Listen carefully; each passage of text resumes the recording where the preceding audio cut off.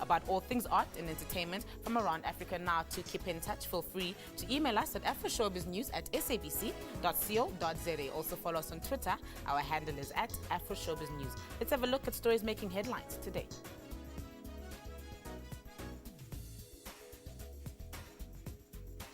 A Sudanese child soldier is named a UN refugee ambassador.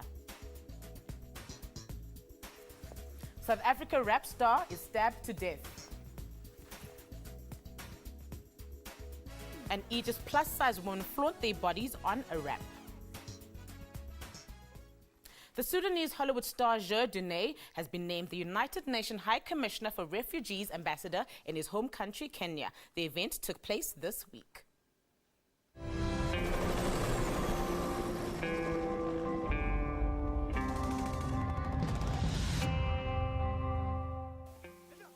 Former Sudanese child soldier, now famed actor and model, Jiadouani, was in his country where he was given the status of an ambassador of the United Nations High Commission for Refugees.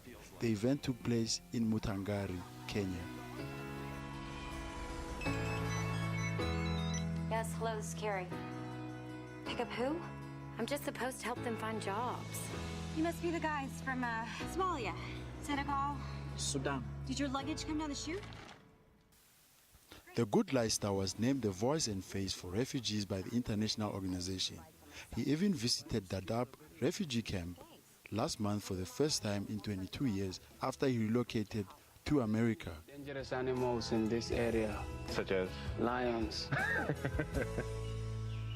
No, there's no lions here. You're safe. What's their story anyway? I'm not sure. They seem pretty traumatized. Made my way to the borderline. As a high-profile supporter for UNHCR, Jer joins an influential group of celebrity backers headed by the UNHCR Special Envoy Angelina Jolie, who spread awareness and boost support for UNHCR around the world. ERD? It is a special name for you. It means great white cow. Well, it's better than a lot of things I've been called.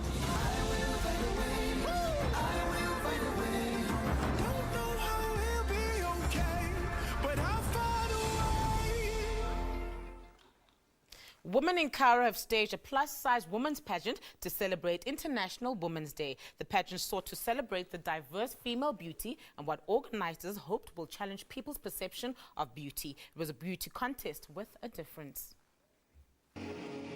The contestants paraded down the ramp wearing fashionable clothes in an effort to look their best.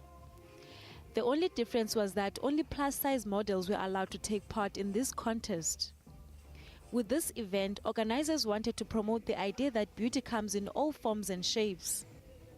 Organizer Marwa Al-Sid says she launched the contest a year ago after having struggled for years as an overweight woman. She says she could not find a partner because of her weight, and weight loss surgeries turned out to be very expensive. The success of today is the result of 3 years of work. To persuade people about the idea they originally rejected, to persuade the people closest to you that you aren't doing some strange thing until they begin to get convinced, to persuade people that you are not promoting obesity or are advertising that people eat and live carelessly. It's the complete opposite. Egyptian actress Inji Wahdan was among the special guests. She was given an honorary award to celebrate her achievement as a successful actress. Wahdan says even her own mother was not convinced she could become an actress because of her weight. For her, being plus-size meant she was not considered suitable for certain roles as an actress. It's not only the society's problem. The whole world in general puts heavy girls in a specific box or a particular place. In Egypt, of course, they are always put. For example, in our field as actors, they are put under the comedy genre. She can't do much else. She can't play the leading role in a romantic film. There was also a category for the veiled women. The prize went to high school student Yoma Ibrahim. She says people's worth must not be evaluated by appearances. Firstly, people have always said to me, "You're beautiful, but you need to lose a bit of weight." No, I'm beautiful in my form, my character and my laughter and everything else. Rehab Syed won the contest in the veiled category. A lot of these plus-size models took one lesson or two at home that your weight doesn't define your beauty. South Africa's renowned rapper Nkululeko Habedi, or Flabber, to his fans, has been killed allegedly by his girlfriend. Flabber was a founding member of the award-winning hip-hop group Squatter Camp. According to his brother, he was stabbed once in the heart. Flabber just made a comeback into the music scene with the hit Do Like I Do.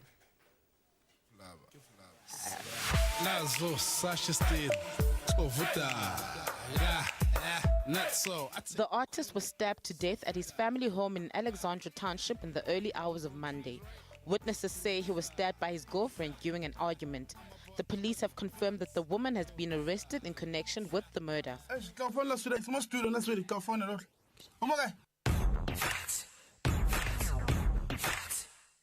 As part of the 7-piece hip-hop act Squatter Camp, Habedi gave the music genre the push it needed in South Africa. Squatter Camp is credited for changing the South African hip-hop industry. The name of the band references to South Africa's shanty towns. Messages of shock and condolences poured in on social networks from both the public and fellow people in the entertainment industry. His memorial service was filled with both family and friends who were there to pay their last respects. One thing Kuli told me was loyalty. You know, he taught me that. It's kulele kazi, you know, mina ngipume Soweto, pume Alex, now kulele Soweto kancane, you know, and it was one of those you know the cats that you roll with, will they have your back? And Kuli was one of those cats, and I can't really tell the stories here because I don't want to implicate myself, you know. But reality is, everybody that knows Nkuli knows Guti was ready to take a bullet for his peeps. Amen, Petty Omen. Let's show them. What I'm trying to say is,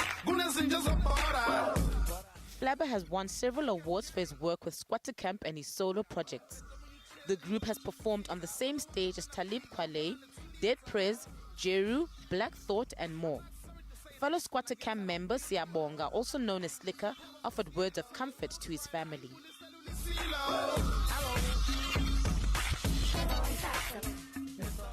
To the family, Podi, Lisero, you know, it's going to be right. You know, he said it in the air. He said he wants you. He wants you and your brother to be okay. That's all he said to me 2 weeks ago. That's all he cared about. We lost the real guy. A murder case has been opened and the suspect will again appear in court next Monday. She has been remanded in custody while the investigations continue.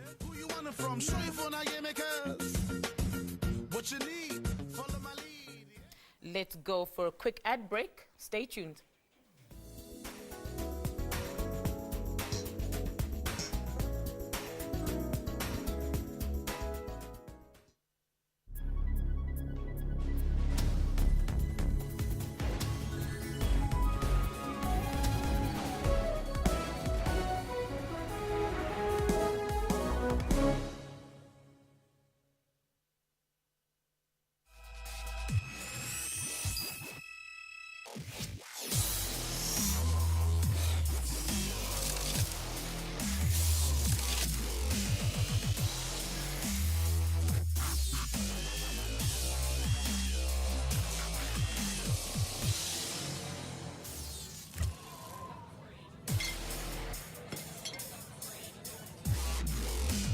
Cross the line, yeah. Longer than minus 2.5.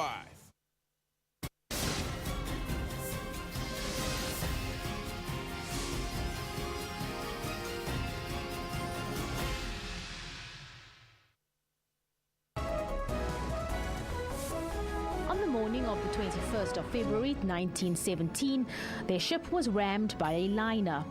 Legend has it that as the Mendi was going down, members of the 5th Battalion danced barefoot aboard the vessel. 616 died that day, most of them black. After the rapid food security assessment that was done together with WFP and FAO, we found that this is one of the heavily impacted areas because of Ebola. Over 300 bikers from across the province making a difference in the fight against blood-related cancer. I'm here in support of cancer, and my sister has cancer, so I'm riding for cancer. Catch all news locally and internationally. Tune into SABC, your #1 news channel. News at 8 from Monday to Sunday.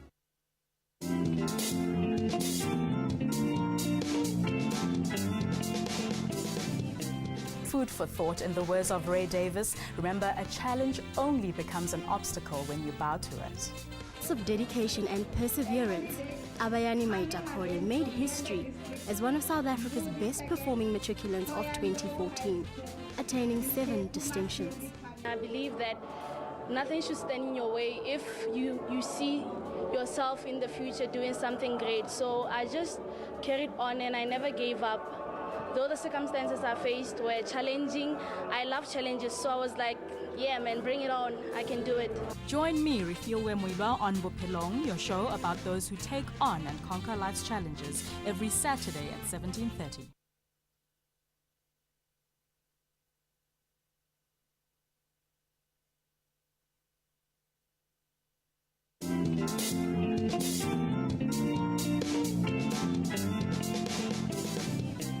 Food for thought, in the words of Ray Davis. Remember, a challenge only becomes an obstacle when you bow to it. Of dedication and perseverance, Abayani Maitakore made history as one of South Africa's best performing matriculants of 2014, attaining 7 distinctions. I believe that nothing should stand in your way if you see yourself in the future doing something great. So I just carried on and I never gave up. Though the circumstances I faced were challenging, I love challenges, so I was like, yeah man, bring it on, I can do it. Join me, Refiwe Muiba, on Bophelong, your show about those who take on and conquer life's challenges, every Saturday at 17:30.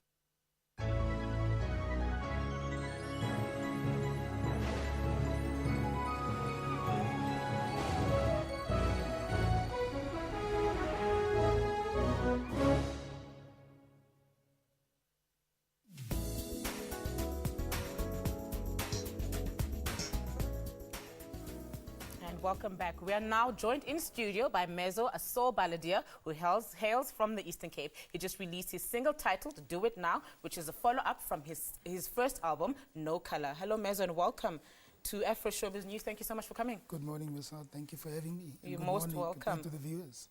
You're most welcome. So you just released your album, No Color. Yes. How has the response been to that? It's been remarkable, especially online. You know, I've released it on iTunes as well, and it's available in mostly Eastern Cape. I'm from the Eastern Cape originally, so it's selling in the Eastern Cape, and we're expanding it to Joburg now. It's available at Microgram Traders in Northcliffe. So we are hoping that the bigger guns will also get involved in the distribution side of it. Yes, of course, yes. But how would you describe your sound? Like for somebody that doesn't know, how would you describe your sound? My sound is like a typical 70s gamble and half sound called music with a message, music with a purpose. You know, it goes beyond just the sound. It portrays a message of hope, message of love. Now, but why did you decide to take us back to the 70s? No, it's a combination of 70s and modern day, music. But I feel that there's a want for meaning in music these days, because it's mostly beat-driven these days. And I think the lyrics have fallen, meaningful lyrics have fallen by the wayside. And I think there's still a market for that. Now, Mezo, something interesting about you, you're a TV producer. That's correct. So how do you dabble being a musician as well as a TV producer as well? Passion. Both of these, my profession is my passion as well. Words, dealing with words. So it's a question of passion, music, words, they're integrated. That's why one of a music reviewer wrote, and he said, when he listened to the 7th track on the album, he said, by this time, I realized that I'm listening to a writer who teaches by song, and he didn't know me. So it's sort of coincidence that he said a writer who teaches by song. Yeah. Now, there are a lot of struggling musicians in the country who are trying to make it. What have maybe been some of the challenges you've had to go through as a musician? Age. Interesting. Yeah, people think, what's wrong with this guy? It's time for him to go and retire. what's his problem? Yeah. But somehow, I feel that if you believe enough and if you push hard enough in your passion, believe hard enough in your passion and your dream, you can fulfill it. That's true. That's so true. So what what inspires you, or who inspires you, in the music industry? My favorite, Stimela was the group that made the biggest impact in the 80s when we went through those turbulent times, And I was still a student then at the University of Western Cape, where our daily bread used to be tear gas, those things. Yeah. So the music that sort of influenced me to do that kind of music, because everything that Ray Phiri wrote to add a meaning, and it was so appropriate to the time, but it was timeless as well. Because for me it's still appropriate. We still go to the economical oppression, so it is still relevant. So you just mentioned all these great musicians, Stimela and Ray Phiri, but who would you like to to work with moving on forward? Maybe just briefly tell us who you'd love to work with in the future. A female artist, yeah, Zonke. Zonke, Yeah, she's lovely. She's definitely lovely. Yeah. All right. Yeah, sure. Pleasure, thank you so much for You're joining us. welcome. It's been a pleasure having you on the show, and good luck with everything else. Thank you for having me. You're Appreciate most it. welcome. Thank you. The French-Moroccan short film titled Fiev has won the Palm Ouagadougou Prize at the Vespaco Film Festival in Ouagadougou, Burkina Faso. The festival took place this week. Fiev, a film by Moroccan director Hicham Ayouch, won the top prize at this year's 24th edition Vespaco Film Festival, beating the competition that included Oscar-nominated Timbuktu. The festival takes place every 2 years in Burkina Faso's capital, Ouagadougou. It's Africa's biggest film festival. Je ne connais pas ce monsieur, il sait rien de toi. Ta mère, elle a des graves problèmes. Tu laisses la vie dans le ventre d'une femme et tu nous dis rien. Y'a pas de papa! Je te parle comme un homme. The film tells the story of a 13-year-old boy who discovers his biological father when his mother is sent to jail. He then goes to live with his father in a ghetto in Paris, where he sets off on a path of self-destruction. Écoute, tu fais ton petit Mac, tu viens foutre le bordel, la misère jusqu'à dans mon job. Putain, merde! Also in the running for the top prize was Oscar-nominated film Timbuktu, which was temporarily withdrawn from appearing at Vespaco due to its fears of provoking an Islamic attack. But organizers later reversed the decision to show the film. Female entrepreneur Hani Ogundenye takes her Nigerian online fashion stores to Africa's top business lists. She started an online store known as Fapfa, which offers a platform for online shopping. She was recently listed by Forbes among one of the 10 emerging entrepreneurs in Africa for 2015. According to Ogundenye, the store reaches about 3 million people in Nigeria alone. Fashpa stocks and sells affordable high street clothes, shoes and accessories for Nigeria's fashion-conscious women. The store has an active community of over 200,000 followers across various social media platforms, including its website. Prior to the opening of the store, Ogundenye has worked with McKinsey & Company in Europe before returning to Nigeria to work with Ericsson and Google. I started Fashpa.com really out of a frustration of not having access to the latest fashion and trends in one place in Nigeria, whether offline or online. And we started small, really in my bedroom, and it's really been great to see that since the site launched, the growth has just been phenomenal, which shows that other consumers in Nigeria as well were really looking for a place online where they could go easily and conveniently access latest brands, have a wide variety of choice, and have it delivered to their homes in as quickly as 1 to 3 days. Customers can choose various local and international brands as well as Fashpa's own growing label from the comfort of their homes and offices. The quality is amazing. The items are really genuine. I never have to worry about getting something else than what I ordered for. So Fashpa is just a very unique retailer store, and I'm happy there online. Nigeria, a nation of over 160 million people, has over 60 million internet users and an economy that was recently rebased to replace South Africa as the continent's biggest economy. Analysts estimate the online shopping industry here is worth about $1.8 billion annually, owing to the combination of a growing economy and an explosion in mobile and internet use. She says one of her biggest challenges is keeping up with demand, although many Nigerians are still struggling with the concept of online money transactions. One of our challenges has just been increasing the level of awareness of our site. Our biggest problem today is actually keeping up with demand. So we're selling much faster than we can restock. And also just make people get to trust online shopping more. So a lot of people are still not used to online shopping. They're not used to paying online. So they still prefer to pay cash on delivery. Fashpa has clients across Nigeria, and most of them prefer online shopping during the unbearable time of traffic in the country. This then poses some challenges to delivery of what they purchase. Ogundenyu hopes her store will soon be synonymous with African fashion around the world. She also wants to be the #1 brand that people think about when they think about fashion in general. The Fashpa brand has been worn by Kelly Rowland, US entrepreneur Angela Simmons, and by a number of other Nigerian celebrities.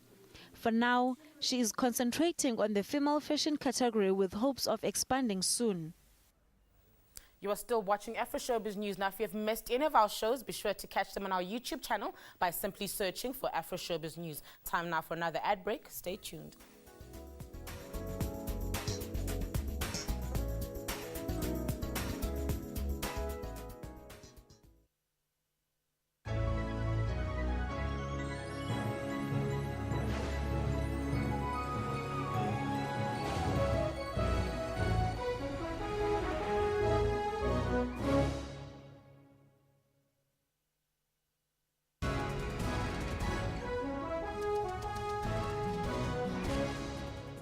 Scientists are confident they have found the source of the outbreak, a bat colony in southeastern Guinea. Meanwhile, a U.S. drug manufacturer has announced that it has started clinical trials of an experimental Ebola vaccine. And this is the first examination in the country to have that high level of quality. And for us as the province to be #1 is indeed exciting. Another test victory. Victory #2 in this series, punched away for 4. Brent crude oil that we import for our fuel falling below $50 a barrel today. Now that's for the first time in about 5.5 years. The Lagos skyline is a static scene, but on the streets of Nigeria's capital, change is afoot.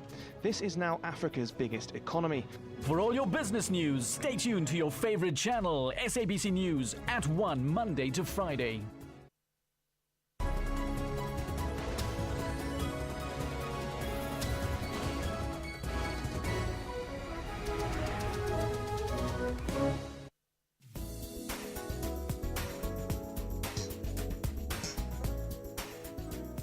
And welcome back. He's a singer, songwriter, music producer, and a rapper.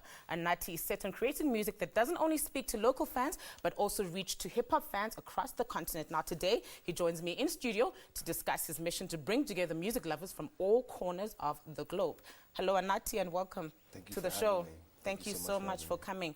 So you started out your career writing and producing music for other artists, right? Yeah. How has that, affected you as a solo artist? I think it's just given me the space to grow and really learn, like, over the years, just before I could release music as a solo artist. You know, because sometimes as an artist, you get so excited just to release music, but you haven't even really, like, grasped the way of, like, making music properly, you know, at a certain level. So I feel like I'm at a certain level now that I can make good music as a solo artist, you know.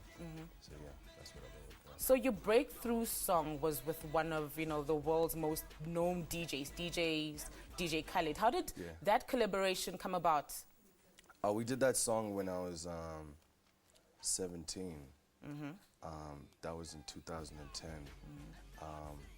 When I was in Miami, it was the day before I left Miami, and Khaled hopped on the song, and then we did the video. The video was done in New Zealand. It took 8 months to do by a guy named Glenn Dorwick. Yeah. Yeah, so it was pretty exciting. Yeah. So you've collaborated with some of the biggest hip hop names in South Africa. How has that been for your career? What has that done for Anati? I don't know. It feels normal just because I interact with these people on a daily basis. Yeah. I mean, I'm with them every day. Some of them are my friends, so it doesn't really feel, you know, like, I don't know, just normal people. Yeah, so but then what separates your music then from, you know, the rest of the people out there? I'd say my music is just, I don't know, a little bit more refined. It's slightly more refined. I take quite a lot of time, like, making music before it comes out, and we focus a lot on the quality, you know.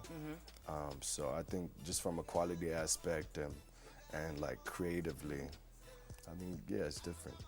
All right, now Nati, you often mention that, you know, you'd like to cross over to fans across not just South Africa but across the continent and hopefully the world. Why is that so important for you? I just feel like I'm a global brand, you know, and I never want to be confined by only doing things in South Africa or Southern Africa or in Africa. So I always challenge myself to be doing things in the States, the rest of Africa. This year we're planning on hitting up Europe, you know. So I really just want to be a global brand amongst others, you know. Yeah, of course. Yeah. Very good. Now, I don't know. What do you maybe have planned this year? What do you want to do? Are you releasing any more tracks? What's happening? What are you going to be doing this year? I just put out a new song featuring AKA. Oh yes. It's titled The Saga. That was #1 on iTunes for quite a while. We're shooting the video for that soon. It's done so well. We didn't put the song out for free download, you know. It went straight to radio, straight to iTunes. So everything's just been amazing. Like, because a lot of people just give away the stuff, you know? Yeah. And we spend so much time on the quality and just on how it sounds. We don't want to give it away, you know? So it's just nice to see that something that wasn't given away for free. It didn't have 100,000 downloads or whatever, but it went straight to #1 the first day. And, you know, it's been a blessing ever since. Of course. All right, Anati, thank you so much. I wish we had a bit more time, but we don't. But thank you so much for coming, and we wish you all the best on your future endeavors. Writer and creative director Roy Okupe launched his debut graphic novel, EXO, The Legend of Will Williams, based on a superhero from Nigeria. EXO was created and conceived by Roy Okupe, a writer who has his background in film and animation. Now, in 2010, Roy served as an assistant director and editor of the feature film, The Comeback. He has also directed several animated films. The creator of the series says he fell in love with superheroes when he first laid his eyes on the Teenage Mutant Ninja Turtles cartoons in the 80s. Since then, he has watched, played, and read every single superhero-related title that he could lay his hands on. The mission with EXO, The Legend of Will Williams, is to put Africa on the map when it comes to telling superhero stories, be it animated or through superhero comics and graphic novels. Now, born in Lagos, Nigeria, Roy Okupe is a creative specialist. His passion for animation led him to found Unique Studios in 2012, a company that would allow him to pursue his dream of creating superheroes. Under that umbrella, Roy wrote and produced several animated productions. Now, we have come to the end of our show, but be sure to catch our repeats every Sunday at 2 a.m. and again at 1:30 p.m. We'll be playing out with a track by Questa featuring the late Flabber titled Do Like I Do. Now, from me and the rest of the Afroshowbiz news team, it's thank you and goodbye. Give Flabber. Nazo, Sasha Stein, Ovita, not so, I take a queen, Sofinda, money grows on trees, right? It's a cool lisa. I'm about them a D-Bucks, cool lisa. It's cool to chill with chicks, but not when they drop you. If looks could kill, goop and feel, but now yellow in the shop thing and Nice.